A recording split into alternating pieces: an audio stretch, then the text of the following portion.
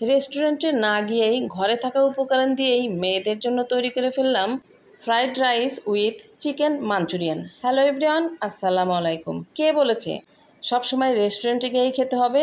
Restaurant যদি বাসায় হয় তাহলে কেমন হয় বলেন তো? সেদিন রান্না করেছিলাম পোলাও। আমি সবসময় পোলাওটা একটু বেশিই রান্না করি, তাই একটু বেঁচে গিয়েছিল, সেগুলো দিয়েই আজকের ফ্রাইড রাইস রান্না করব।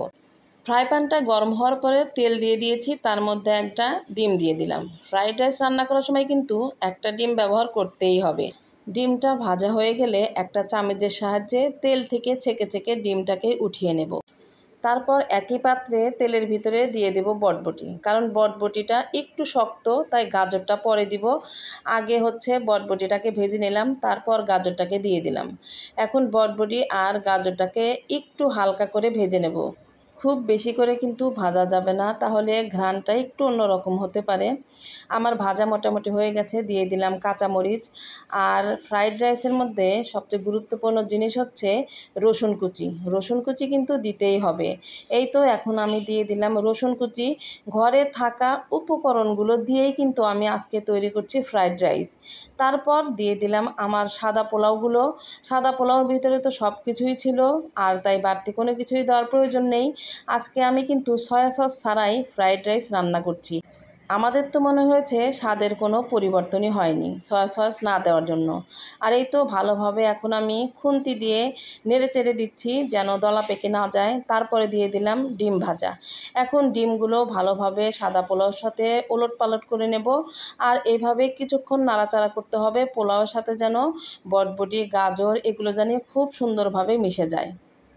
দেখতে দেখতে কালারটা একটু চেঞ্জ হয়ে যাচ্ছে। আর আগে একটু দুঃখ প্রকাশ করে নিচ্ছি, আমার ঘরের লাইটটা সেদিন একটু সমস্যা ছিল। আর দিয়ে দিলাম সস। আবারও ভালোভাবে একটু নাড়াচাড়া করতে হবে। সস যত বেশি দেওয়া যাবে তত বেশি টেস্ট হবে। তো আমি পরিমাণ মতো ধাপে ধাপে কিন্তু অনেকখানি সসই দিয়ে ফেলেছি। তারপর এই তো আমার রেডি হয়ে গেল ফ্রাইড রাইস। আর শুধু শুধু ফ্রাইড রাইস খেলে তো হবে না, সাথে চিকেনও লাগবে। তাই আমি এর সাথে রান্না করব চিকেন মাঞ্চুরিয়ান। চিকেনটাকে অনেকক্ষণ হলে আমি ম্যারিনেট করে রেখেছি। এর মধ্যে যে মশলাগুলো আমি দিয়েছি শুধু সেটাই বলছি। আদা, রসুন, লেবুর রস, তারপরে দিয়েছি জিরা গুঁড়া, সস, এগুলো দিয়ে সুন্দর করে ম্যারিনেট করে রেখে দিয়েছিলাম। স্বাদ মতো লবণও দিয়েছি। এই তো এখন ফ্রাই প্যানটা আমার গরম হয়ে গেছে, সবটুকু একসঙ্গে দিয়ে দিব। আর এর মধ্যে কিন্তু বাড়তি কোনো পানি দেওয়ার প্রয়োজন নেই, এর ভিতর থেকেই কিন্তু পানি উঠে যাবে।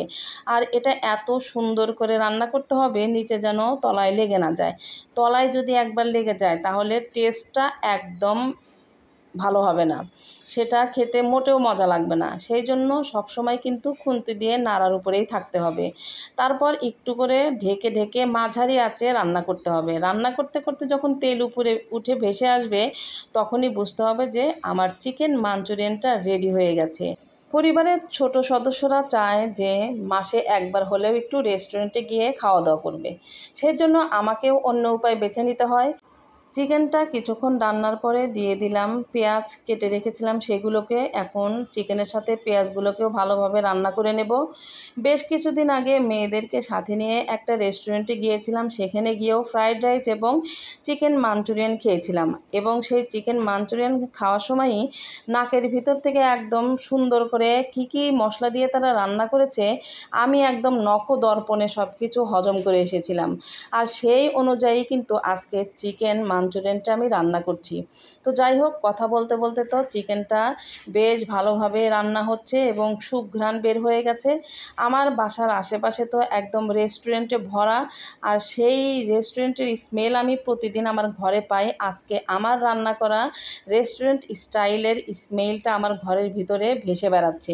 কথা বলতে বলতে কিন্তু চিকেন মাঞ্চুরিয়ানটা আমার রেডি হয়ে গিয়েছে।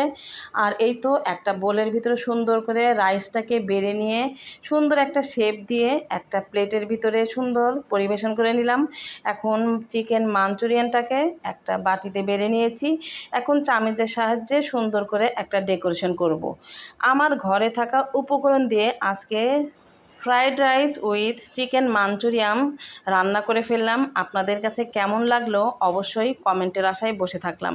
যে যেখান থেকে দেখছেন আমার এই আজকের রেসিপিটি অবশ্যই লাইক কমেন্ট শেয়ার করে পাশেই থাকবেন।